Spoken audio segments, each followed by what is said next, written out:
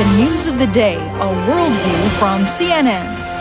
I'm Hilary Bowker in London. 2 days after a deadly bombing in Saudi Arabia, the United States reveals it received warnings something like this might happen. And the atmosphere is unusually political as Queen Elizabeth performs a familiar parliamentary task. I'm Bernard Shaw in Washington. They came bearing gifts, carnations and chocolates. The astronauts of the shuttle Atlantis say hi to their counterparts on the space station Mir. This is CNN Worldview, including reports from Walter Rogers in Riyadh, Saudi Arabia, the search for terrorists, Brent Sadler in Gaza, the hope of independence, and Lucia Newman in Mexico City, an army against drugs. The car bomb that killed 6 people Monday in Riyadh is forcing countries around the world to reevaluate the safety of their people in Saudi Arabia. 5 of the people who died in the blast were Americans. And Wednesday, the U.S. ambassador to Saudi Arabia revealed that Islamic militants had issued threats months ago against the American embassy there. No major security upgrades were made, he said, because Saudi Arabia was considered safe. CNN's Walter Rogers has the latest from Riyadh.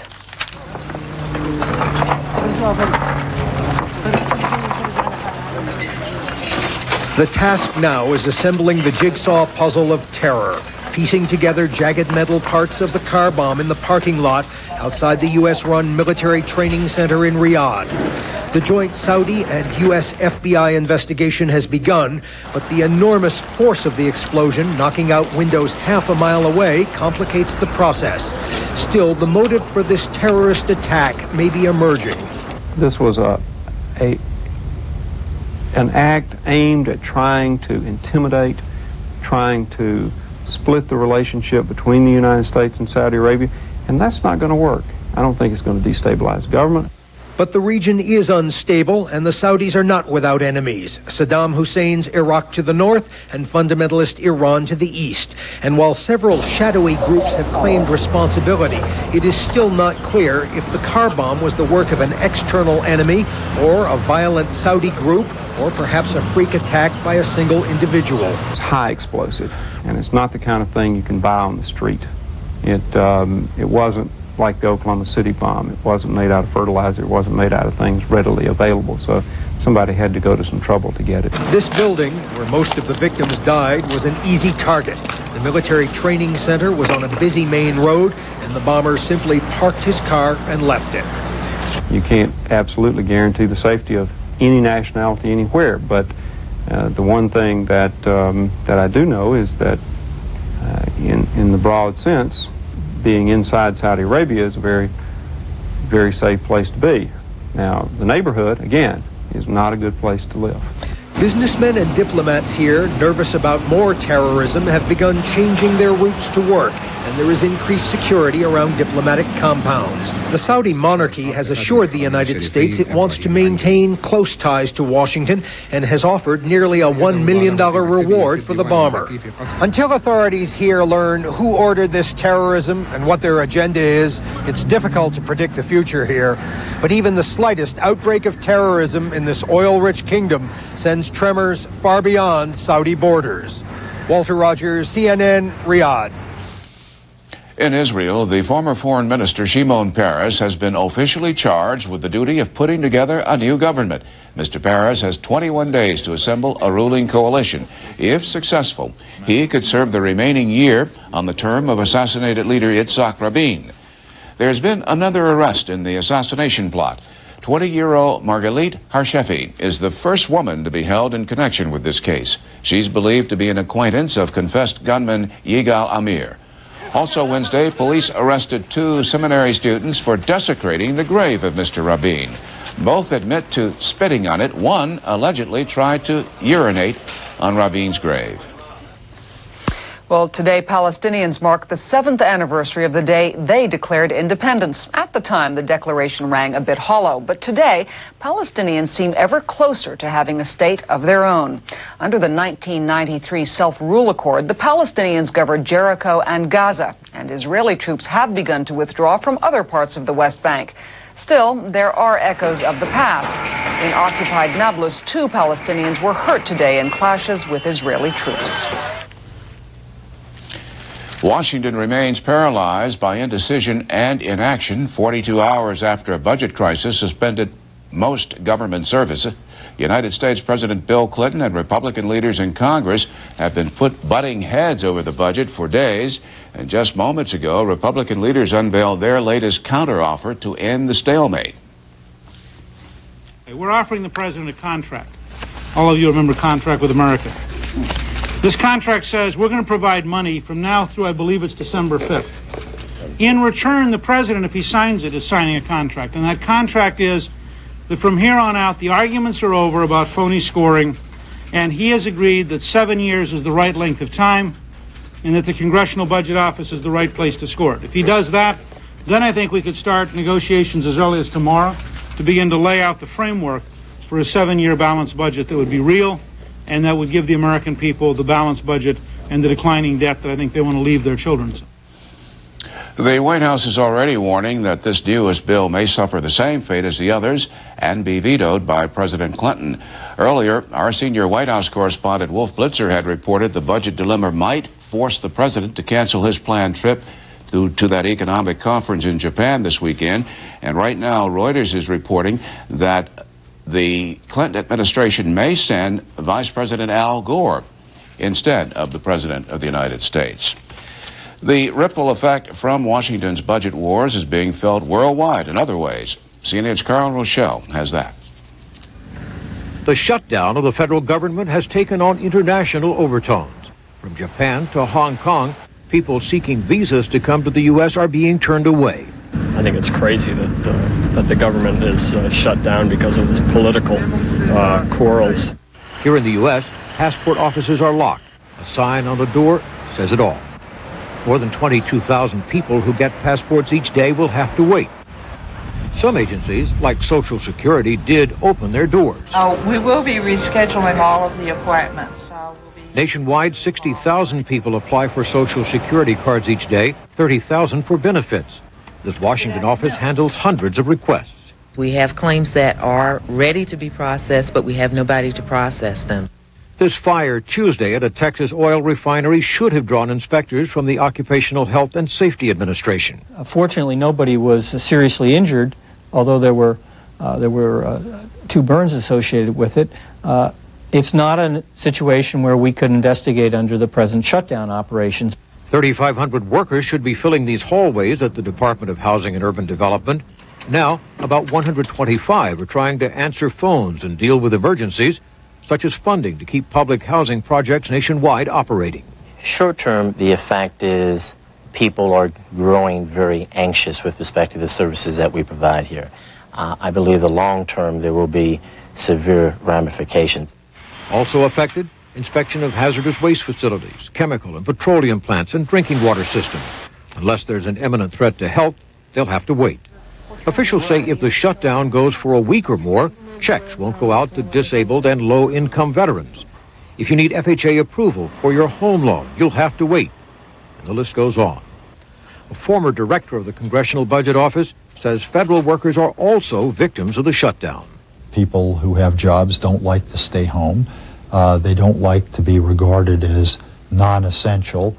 They're basically a football that's getting kicked around pretty viciously in this impasse. This is a scene repeated in hundreds of offices throughout the Washington area. Chairs empty, computer screens blank, telephone silent. And officials say it's not likely to change until Congress and the President get together and work out their differences. Carl Rochelle, CNN, Washington. A curfew and a show of force accompany elections in Algeria. Security is tightened as police try to combat terrorist threats at the ballot boxes. We'll explore the states. Also, they fled Cuba more than a year ago. But what did the Cuban rafters leave behind when they set sail for the United States? We'll return for a look. And a man caught in the crossfire of the Bosnian War. We'll hear live from the reporter held captive while investigating claims of mass executions and mass graves.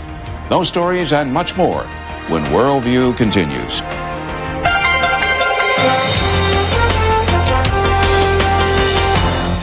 This look at the WorldView weather opens up with our predicted high temperatures across the nation on Thursday. Still very cold air in the east with 30s and 40s covering a large portion of the upper Midwest and the east. But the warmer weather of the far west is very slowly tracking to the east. We'll even see some 70s in the plain states and eastern sections of Colorado down into New Mexico and the Texas Panhandle. As we move on now to our forecast weather map, you can see the storm that's been bringing all the snowfall into the east continuing to move to the north up into eastern sections of Canada. Yet light snowfall is expected to continue across much of the Great Lakes area and parts of the northeastern United States. You see the area of low pressure along the Gulf Coast. That has been diving to the south, and tomorrow morning should be producing some rainfall in the coastal areas. The far west still under the influence of a large area of high pressure, so it will for the most part be dry. Sunshiny is expected to be the weather condition across much of California, Nevada, and Arizona. Let's move on now to the European continent. You see one weather system stretched from northern Russia all the way back across Europe into the Iberian Peninsula. We could see some snowfall associated with the area of low pressure as it rides along that frontal boundary. As we move on now to Asia, you see a low pressure center in the Bay of Bengal. That is a tropical low. We will watch it for further development.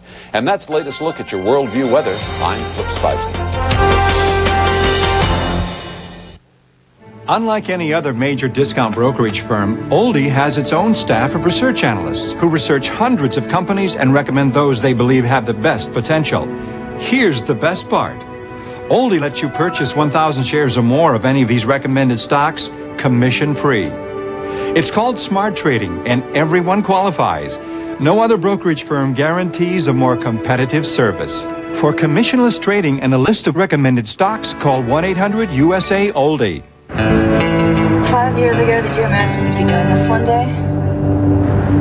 How could I? It took you 3 weeks to call me back. It was a test.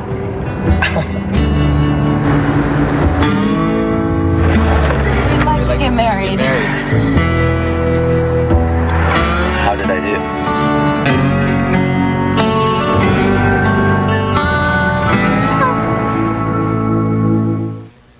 Thanks to Sprint Business, there's a company who does more business in skis.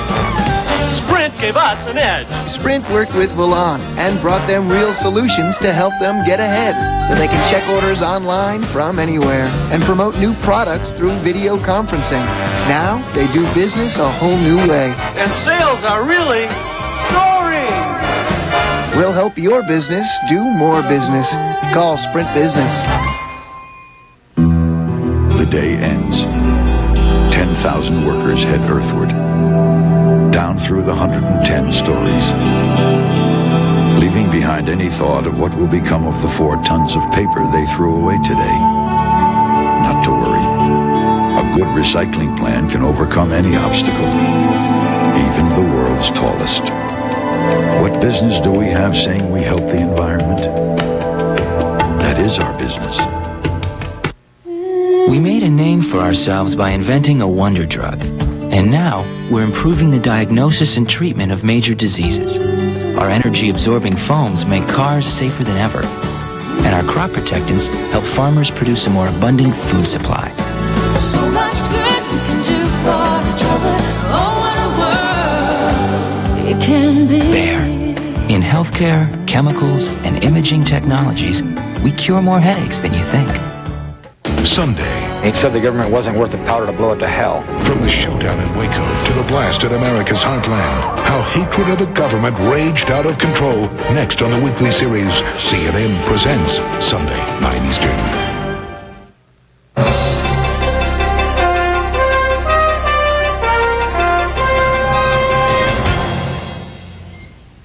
A proposed natural gas plant, the biggest venture of its kind in all of Africa, is moving forward despite international pressure to halt it. Oil giant Shell, along with the Nigerian Petroleum Corporation and other partners, decided Wednesday to go ahead with construction of the $4 billion plant. This decision comes in the wake of international outrage with Nigeria for the execution of 9 minority rights activists last week. Western human rights groups called on Shell to abandon the project to protest the hangings carried out by the Nigerian military. Farther north in Africa, it's election day in a nation plagued by years of civil war and bloodshed. With threats of attacks at the ballot box lingering, the government of Algeria is strengthening its might. The elections are the first in Algeria since the 1992 ballot annulled by the government. Thousands of army reservists are being called to duty, and heavy police patrols are already in place enforcing a curfew. Some militant groups are vowing to turn the polling stations, in their words, into coffins. CNN's Peter Humey reports on what is at stake for Algeria. The Banned Islamic Salvation Front, or FIS, has denounced the election as irrelevant and blasphemous. And other more extremist militant groups, such as the GIA, have said anyone who voted would be considered a legitimate target. To counter these threats, the Algerian government has stepped up security to unprecedented levels and has cancelled school, sporting events and street markets this week in an effort to limit possible terrorist targets. Thursday is the first poll since January 1992, when parliamentary elections were annulled, just as the FIS seemed to be heading for a decisive victory. Since then, between 30 and 50,000 people have died in the civil war in Algeria as the fundamentalists tried to topple the military-backed government by force. The conflict has affected the lives of everyone in Algeria, children, women, intellectuals and workers alike. They would like some political process to start again, because the chaos they've been living in has been so costly that anything that can initiate a new political process is welcome, and they would do everything to encourage it and make it succeed. The security issue has overshadowed the fact that for the first time since independence, nearly 35 years ago, there is more than one candidate for the presidency in Algeria. Incumbent President Lamine Zeroual is favored to win, but is being challenged by three other candidates, in particular by Mahfoud Nagna, a moderate Islamic fundamentalist who spurns the violence espoused by the militants. Zeroual needs at least 50% of Thursday's vote to retain the presidency outright, or face a second round of voting within 4 weeks. The election is being closely monitored, not just by the international observers invited to Algeria to supervise the voting, but in capitals throughout North Africa and Europe. The civil war in Algeria has spilled over onto the streets of Paris. Algerian terrorist bombings have left 7 dead and more than 160 injured in the French capital, targeted by Algerian fundamentalist cells who say France is supporting the regime in Algeria. The French government has called on Zeroual to introduce Algeria to a fully democratic process. That he opens up a real and a genuine political dialogue with all the forces of the country. He seems to have promised that. And he even seems to have promised that to outside partners, mainly the United States and France, most of all. For President Zeroual, or whoever succeeds him, the main challenge is likely to come after the elections. Reconciling both the fundamentalists and the conservative Algerian military will be the key to ending the bloodshed and bringing peace to Algeria. Peter Humey, CNN, Paris. We'll have a look at the world starting from the top, where astronauts are getting the royal treatment on the Russian space station, and back down to Earth, where royalty is treating Britons to a look at the political year ahead.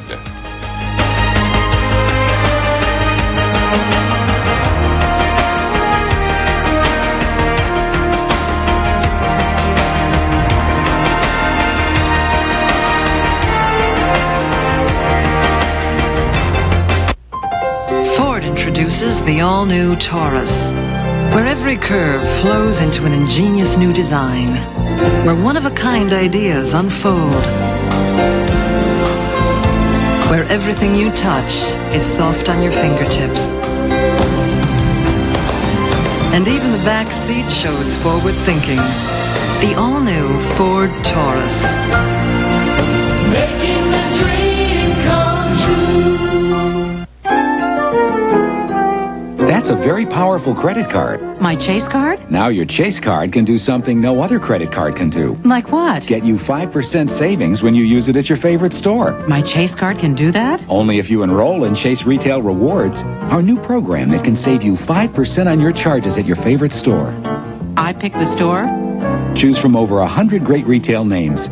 Just call 1-800-850-CHASE to apply. Then what happens? Just use your card there. Every month, Chase will automatically deduct 5% of your charges at that store from your statement. Automatically? Automatically. Even if the item was on sale? You still get an extra 5%. Suppose I want to switch stores. I might redo my kitchen next spring. You can choose a new store every 6 months if you'd like. You know, the way I shop, this could save me real money. How do I sign up? Call now to enroll. If you don't have a Chase card, call now to apply for the only card that gives you Chase retail rewards. Chase, bringing you ultimate values.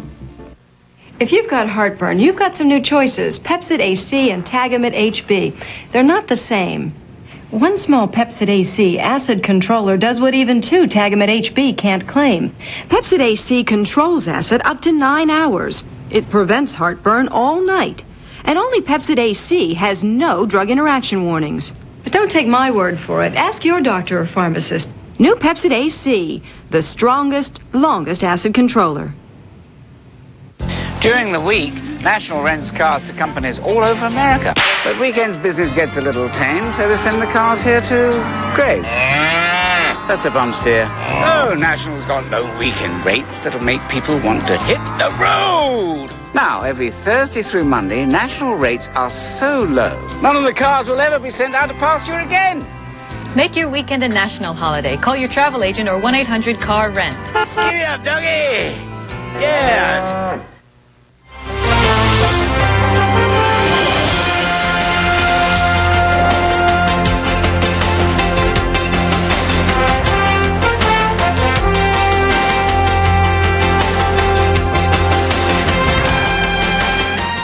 Our worldview of North America begins with a look at the lawsuits against O.J. Simpson. Despite a criminal jury finding Simpson not guilty, at this hour, a Los Angeles area judge is set to hear arguments in the civil case brought by the families of murder victims Nicole Brown Simpson and Ronald Goldman. Simpson is trying to keep depositions, including his own, from being made public. The victims' families oppose that. An American restaurant chain known for its sexy waitresses is telling the U.S. government to stay out of its business. A government agency says the Hooters chain must also hire men to wait tables. The restaurant is taking out newspaper ads saying that that just wouldn't fit with its image of women in hot pants and tank tops. Hooters says that would be the same as having men as Playboy bunnies. Sinn Féin leader Jerry Adams is calling for a Northern Ireland peace conference modeled on the Bosnia talks in Ohio. Adams is visiting Washington, meeting with U.S. officials on ways to advance with Northern Ireland the peace process. In a statement issued Wednesday, the White House says an existing framework backed by the Irish and British governments represents the most promising approach. Adams will appear as our guest Thursday on WorldView. The flags of Russia, the United States, Germany, and Canada all were on display Wednesday in the cramped quarters of the Russian space station Mir. About 17 hours ago, Mir hooked up with the space shuttle Atlantis, 248 miles above Earth. And the combined crews representing 4 countries made it all look so easy. The first views from the Mir space station looking at the shuttle Atlantis as Commander Ken Cameron approaches from 55 feet, 10 feet now from the docking. Atlantis back with you, Tejas West. Less than 2 minutes from docking, Atlantis is now 8 feet from the space station, closing at a rate of 0.07 feet per second. 4 feet in less than 1 minute from docking.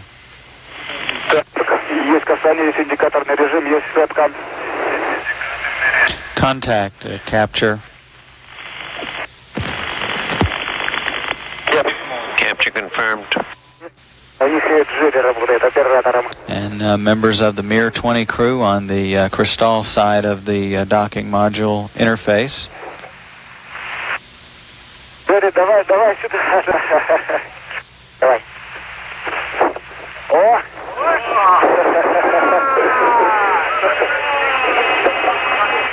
Commander Ken Cameron greeting Yuri Gudzenko, the commander of the Mir 20 crew.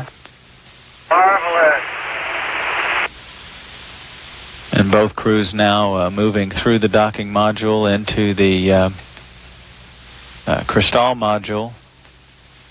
You guys make the incredible look very, very easy. It was wonderful to watch. Well, I will sign off here. Congratulations again from the team. This is an important step.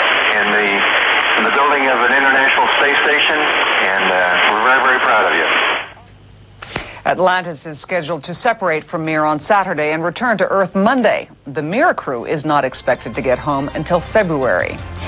The war on drugs in Mexico. The fight has become a daily task for authorities there, but is it a battle the Army should fight? The story when WorldView returns. There are many prescription pain medicines, and a doctor can prescribe any of them. Yet 82% of doctors surveyed have prescribed Arudis. And now, for the first time, it's available in a non-prescription strength. New Arudis KT.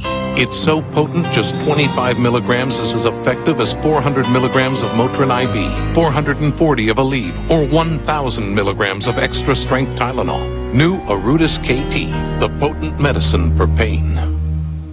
Tonight on Larry King Live, Jack Tenner and Milt Grimes are back, talking O.J. Simpson and civil suits. Tonight, 9 Eastern on CNN.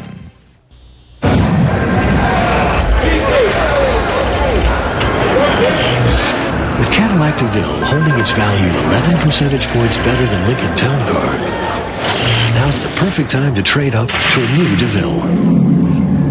Now better than ever with the North Star system. So move up to the new Cadillac DeVille. You won't be the only one.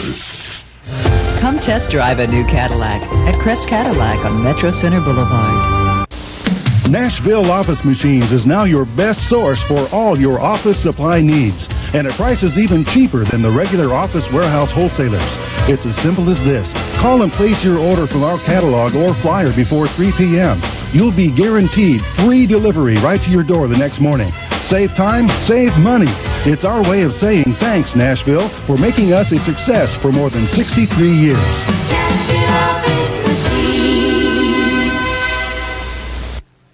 Moneyline with Lou Dobbs, weeknights 7 Eastern on CNN.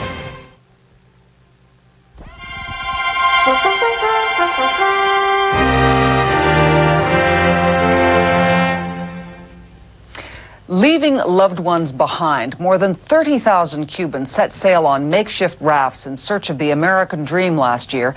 CNN's John Zarella went to one fishing village on the Cuban coast to see how some families who were torn apart are coping now.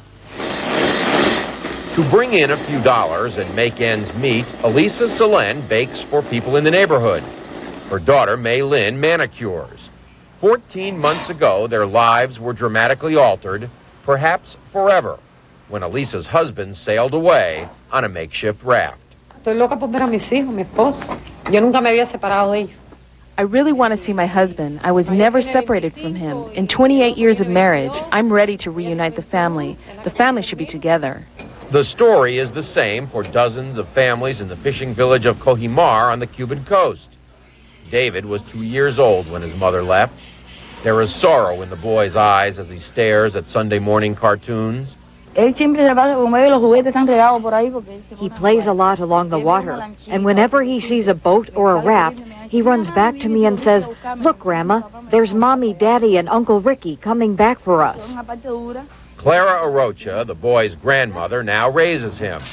Clara watched both her son and daughter leave on rafts. After spending months at Guantanamo, Ricardo and Yoandra Arocha are now in Miami. It was hard to hold back tears as they viewed the pictures of David and Clara back in Cuba. I never said goodbye to anyone, not my son, my parents, no one. The only thing I was thinking about when I was on that raft was about returning to Cuba. When I left, I told my parents to pray for me. I said to myself, maybe I will never see my folks again. Along the rocky beaches, you can still find pieces of the materials used by the rafters, an old inner tube. These were some of the most sought-after commodities. Now the inner tubes are used by fishermen. Boys scavenge scraps of wood and styrofoam. A man and his young son look out across the watery divide that for a brief moment in time was a bridge to freedom. John Zarella, CNN, Cojimar, Cuba.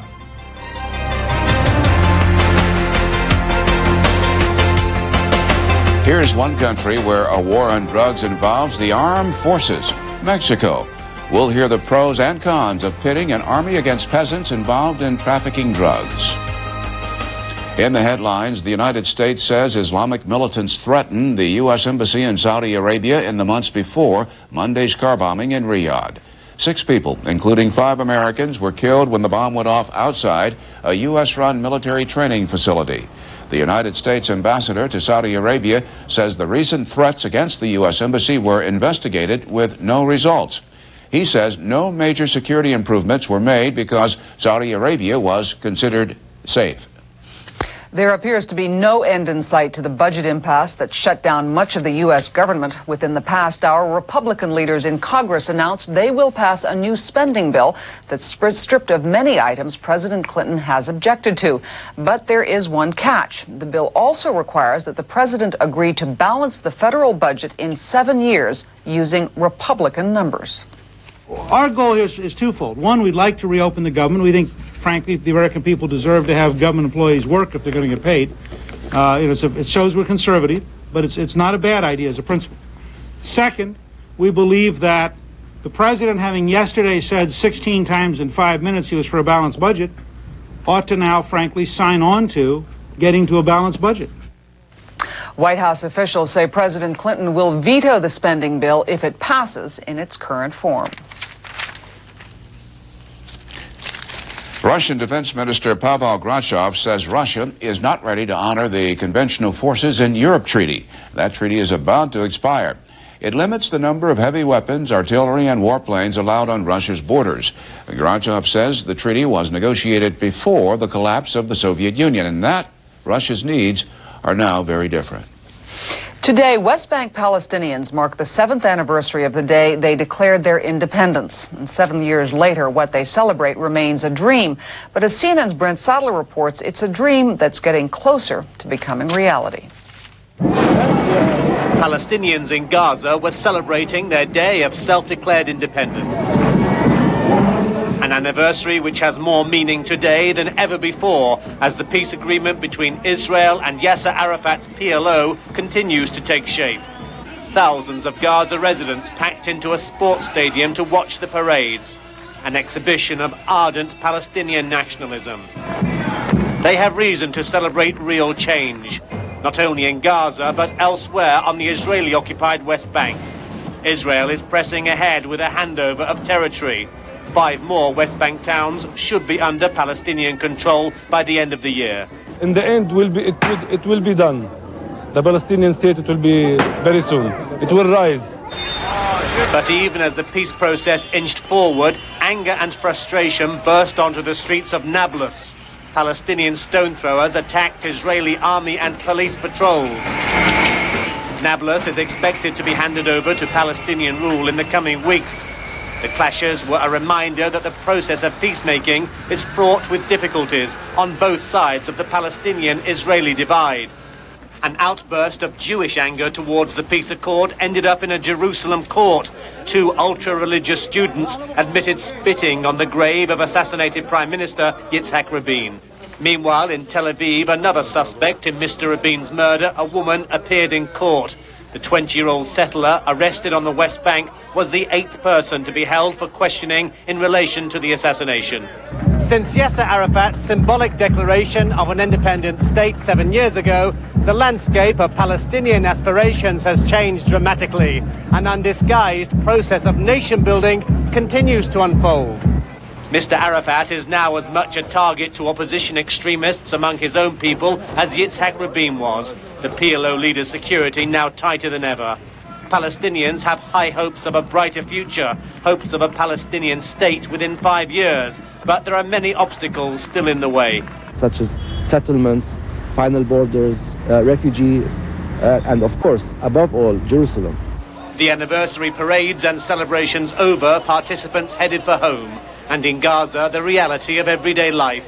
Almost 60% unemployment and severe economic hardship, with only the promise that freedom from Israeli rule will one day provide a better life. Brent Sadler, CNN, Gaza. A dangerous journey for the truth. WorldView goes behind the lines of the Bosnia War, where an American journalist was taken captive, accused of spying, and used as a bargaining chip in the peace talks. This is WorldView Money. A late-day burst of euphoria on Wall Street. The Dow Industrials turned in yet another all-time high, gaining 50 to finish well beyond the 4,900 mark, the first time the Dow has cracked that barrier ever. The rally sparked by computer trading. The other key indexes also closed mostly higher. AT&T offering voluntary retirement packages to nearly 78,000 managers as part of its three-way breakup plans. One analyst says the move paves the way for additional hiring elsewhere in the company. That doesn't mean that AT&T won't be hiring in other areas. AT&T is making major pushes in multimedia, home services, internet, all the big buzzwords in the industry. AT&T is lining up new products for, and those are being staffed with new people, new ventures, new partnerships, and all of these people that are being laid off are making way for new people coming down the road. AT&T shares rose 1 1/4. Other companies in the news today: Procter & Gamble gained 3.5. A Food and Drug Administration panel dismissing some safety concerns about Olestra, P&G's non-fat cooking agent. Hewlett-Packard added 3.5. Most personal computer makers posted gains today. Not much action in the bond market after Federal Reserve policymakers decided to keep interest rates unchanged and after the U.S. Treasury extended its borrowing authority by dipping into 2 government funds. The benchmark 30-year issue is down 1/32, the yield at 6.29%. For a wrap-up of the day's business news, tune into Moneyline with Lou Dobbs at 7 p.m. Eastern Time for our domestic viewers. Tonight's guest, Chairman and Chief Executive of Fleet Financial Group, Terrence Murray. He'll talk about the Fleet-Shawmut merger. I'm John Metaxas in New York with WorldView Money. My Neighbor Gateway 2000 says that the majority of Fortune 500 companies use their computers, so you should too. Well, if name dropping works, so be it. Show 'em, Chet! A signed picture of Mr. Neil Sedaka himself stopped by, bought 2 pecan rolls.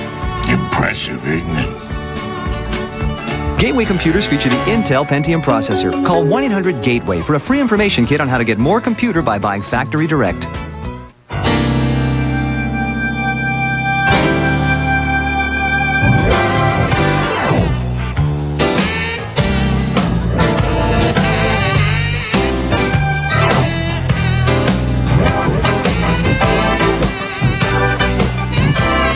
Introducing Turning Leaf Chardonnay. There's a turning leaf on the label and changing ideas about wine in the bottle. When we decided to invest our money, we transferred it to Oldie to earn high interest. Our stockbroker at Oldie explained the many investments to choose from, like tax-free bonds and U.S. Treasuries. She also spent the time to recommend a diversified conservative portfolio that maximizes our interest income. Quality service, commission savings, and high-interest investments. That's why we're with Oldie. For Oldie's informative brochure, Investing for Safety and Higher Yields, call 1-800-USA-OLDIE. I'm on the road all season. I don't eat right. Sometimes I get irregular. But I can't let it slow me down, because if I miss a call, I will hear about it. I didn't want to use a harsh chemical laxative. They can hit you suddenly. No time out for that. So I take Metamucil.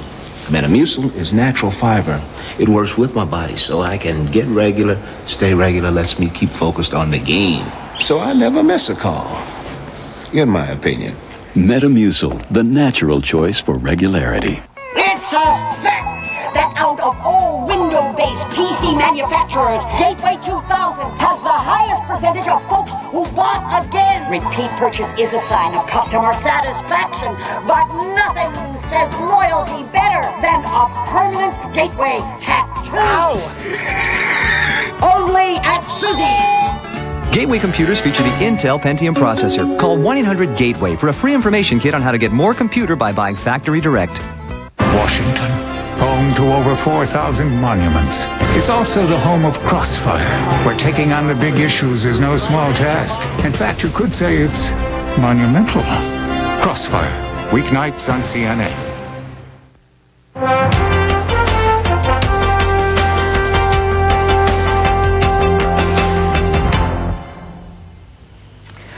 Fighting drug growers in Mexico is proving to be a losing battle. And as CNN's Lucia Newman explains, Mexico's armed forces are increasingly taking the place of the police in the fight against drug trafficking. By the time Mexican soldiers sweep into these poppy fields to eradicate this source of heroin, the local peasants who grow it have gone. It's become a daily task for Mexico's army to try and destroy poppy and marijuana crops faster than they are replaced, a battle that so far is being lost. It's a very complex problem. You can see for yourself in Guerrero how widespread the cultivation is. But a growing issue in Mexico is the increasing role of the army in the fight against drug trafficking, not just in eradication, but interdiction.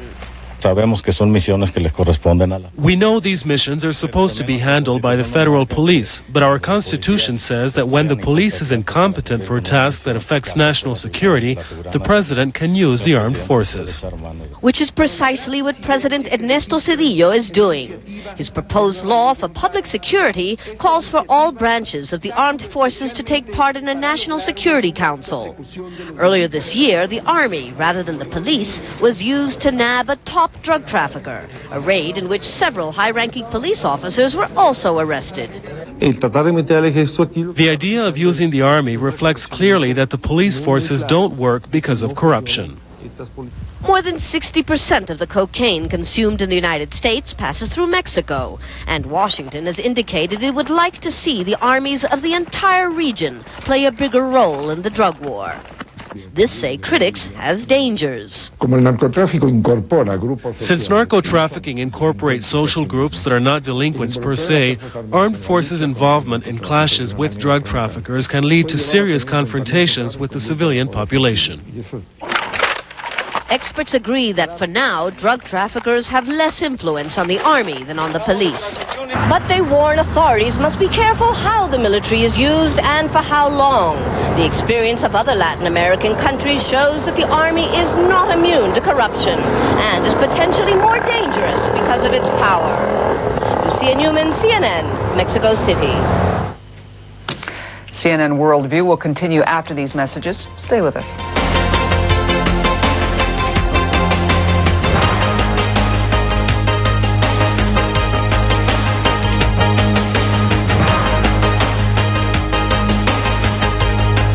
Sometimes it's easy to forget what made America so great, like hope, sacrifice, and courage to face the greatest challenges. Today, our challenge is balancing the budget. We have an historic opportunity to make America a better place to live, to lower interest rates, create jobs, protect critical programs like Medicare, and most importantly, give our children and grandchildren a better chance at making their dreams come true. And isn't that what being an American is all about? Say it. Jumanji. Play it. Jumanji. Don't look back! It's coming. Are you game? Rated PG. At theaters December 15th.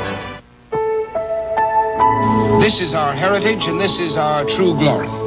We are a people, I tell you, that is just beginning its high adventure on this continent.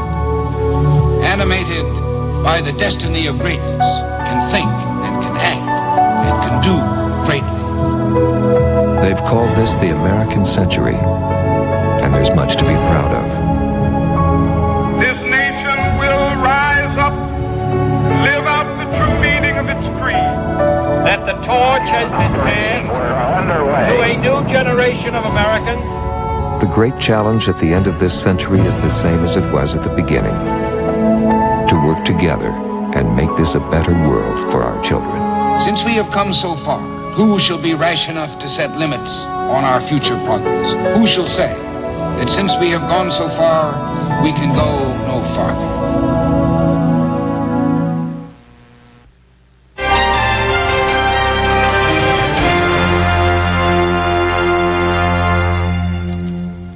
An unusual sight this day in the capital of Bosnia-Herzegovina, a ribbon-cutting ceremony marking the reopening of one of the most fiercely contested routes on Sarajevo's front lines. The road links Serb-held suburbs on either side of the government-held city. Initially, it will be open only to United Nations military and relief convoys, but the UN says Serb civilians will be allowed to use this road as soon as an agreement is reached with the Bosnian government. No progress is reported, however, in securing a permanent peace in Bosnia.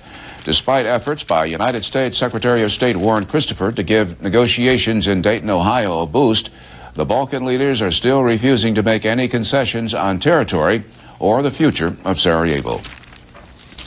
David Rode, a correspondent for the Christian Science Monitor, was held captive by the Bosnian Serbs for 10 days after entering Serb-held territory while investigating reports of mass killings.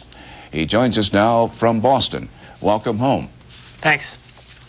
Why were you taken into custody and why were you released? How were you released? I was taken into custody at an execution site. It was near a dam, and I was actually first arrested because they were afraid I was taking pictures of this dam. I was basically interrogated for the first 5 days. They were worried I was a spy, and I assume I was eventually released because I became a political issue, and it was a way for Serbian President Milosevic to show that he could deliver in Bosnia, and he could get me out when the U.S. pushed for it. Were you arrested because of your activities? They quickly found out what I was doing, and they quickly knew about past stories I'd written. I was able to go in and go to 2 different new execution sites, and they were sites that Muslims had described to me. Everything that they told me was going to be there was there. There was a school where prisoners were held. The graves were exactly where the massacre survivors said they would be. Civilian clothes were found there along with documents from Srebrenica. And there's no question in my mind that this massacre, which involved about 800 men, took place. And another thing is that all of these survivors say that Bosnian Serb commander Ratko Mladic was seen by them at this site overseeing the execution. How were you able to gain access to get past security points to get into the areas? I used an old Bosnian Serb press accreditation and changed the date on it, and was able to simply cross from Sarajevo, which is normal, and then get through the checkpoints using the old accreditation. Did you ever take any pictures? I took pictures, but those were seized by the police. But there is a tremendous amount of evidence here. This is one of 6 sites that the U.S. has found that appear to be mass graves from Srebrenica. And I think one crucial issue here is that President Milosevic has promised the United States twice since the peace talks began that he would be getting access to these areas for the International War Crimes Tribunal, and they would finally be able to go in there and prove what happened. Milosevic was able to get me out, and the U.S. says they're eager to be into these areas by the end of the month. And it'll be interesting to see if Milosevic delivers on this promise or not. Did Milosevic approve your release out of the goodness of his heart, or was there external pressure brought to bear on him? I'm sure there was pressure brought to bear on him by the United States. It helped him, I think, to get me out because it made him seem more like the peacemaker that he could deliver in Bosnia, and he can play the role the United States wants. The question is whether he can deliver inspections of these sites, which clearly for Mladic and Karadzic, who are not eager to have mass executions as they appeared to have occurred after Srebrenica, they're not eager to have those proven. Was there an impact put forth by the Committee to Protect Journalists headed by Connie Martin? Yes, I heard that she especially worked very actively behind the scenes in Dayton to make my case a major issue, and I just hope that the new evidence I found, which I think is the most specific yet, and combined with the accounts of these survivors, proves that these massacres took place. So I hope that their help helps me get out to tell this story, and that these people are brought to justice who did this. David Rode, one last question before we leave you. What could the West have done, should have done, to prevent this? I think there could have been a far more aggressive policy to defend the safe areas and to defend Srebrenica. After it fell, it was clear that the Bosnian Serbs were separating the men, and there was really no attempt at that point by the West to ensure their welfare. But the real tough and the real stand had to be made before then, before the enclave fell, and it was shown how effective airstrikes could be in September. And I think if they're tough again, they'll gain access to these graves and be able to hold Mladic. If he is responsible, they can hold him accountable for this. Recently released Christian Science Monitor correspondent David Rode, thank you very much for joining us on WorldView. Thank you. You're welcome. Hillary and I will be right back.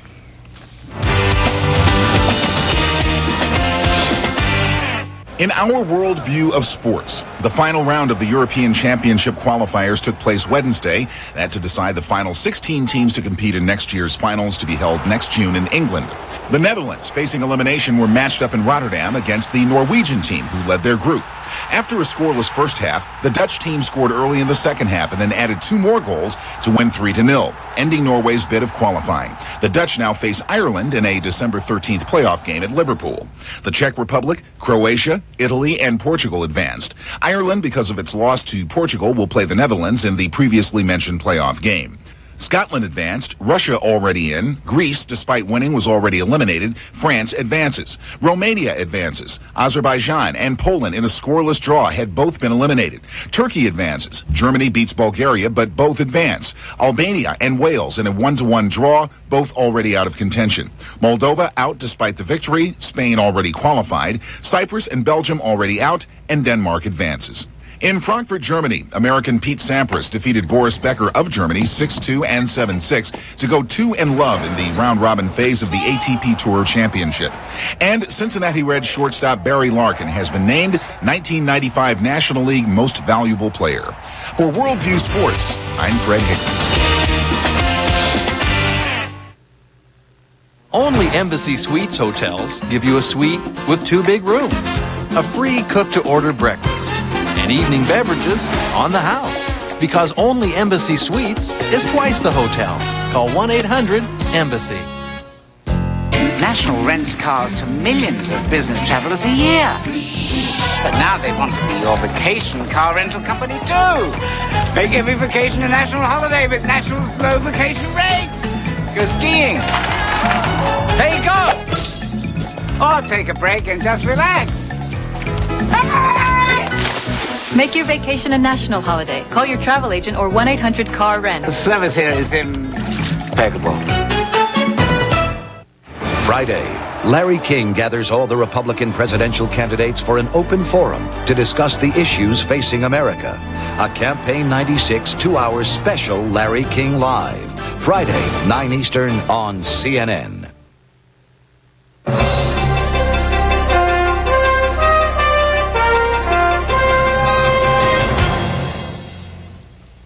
We are receiving some late information, so let us update you on 2 stories. First of all, at the White House, our senior White House correspondent, Wolf Blitzer, sends word that because of the budget crisis here in the federal capital city of Washington, President Clinton definitely is pulling out of the upcoming Asian Trade Summit in Japan this weekend.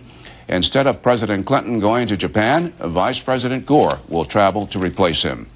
And from our State Department correspondent, Steve Hurst, Steve sends word, quoting sources, that Secretary of State Warren Christopher will come back from Japan to return to the Bosnian peace talks at Wright-Patterson Air Force Base just outside Dayton, Ohio. By the end of the week, Mr. Christopher will be back on American soil. According to correspondent Hurst, there is no peace agreement yet, and Warren Christopher is returning so that he, the Secretary of State, can help things along. Hillary? Thanks, Bernie. Well, here in Britain, following generations of tradition, Queen Elizabeth formally opened a new session of Parliament. As is customary, her speech was written by the ruling party, outlining its legislative plans. But as CNN's Richard Blystone reports, with national elections expected soon, there was an unusually political tone to the speech written by the Conservative Party. Ahead of merely mortal powers, the state crown arrived first in its own coach.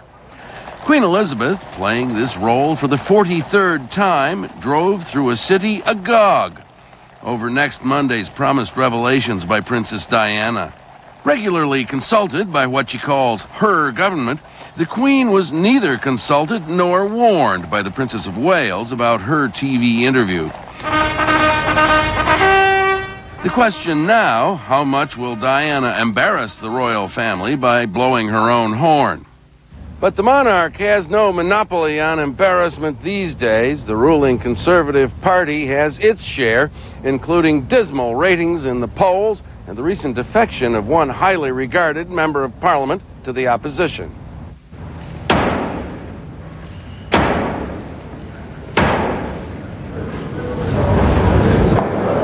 Prime Minister John Major finds Labour Party leader Tony Blair, here to his right, making a pitch for the political middle ground. This could be the final Parliament session before the Conservatives' 16-year reign is again put to the test in national elections. And the government's program is both a bid for middle-class votes and a challenge to labor to prove its new moderacy. The fight against terrorism, organized crime, and drug misuse and trafficking in the United Kingdom and elsewhere will remain a priority. Law and order, support for small business, a clampdown on illegal immigration, education. Opponents took aim at the outline. This is the last gasp of the dinosaur government. It doesn't tackle the things that people really need help on. I think it's the beginning of more cheap party politics and point scoring that the Tories are indulging in. Still, it'll be hard for Labour to oppose some of the measures if it wants to look middle of the road. If this was a pre-electioneering performance, it's hard to think of a better kind of ballyhoo. Richard Blystone, CNN London. And that's it for this edition of WorldView. For Bernard Shaw in Washington, I'm Hilary Balker in London. Thanks for joining us.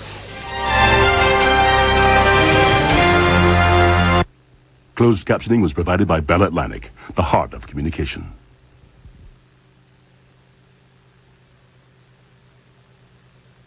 Sunday, from the showdown in Waco to the blast in America's heartland, how hatred of the government raged out of control on the next CNN Presents Sunday.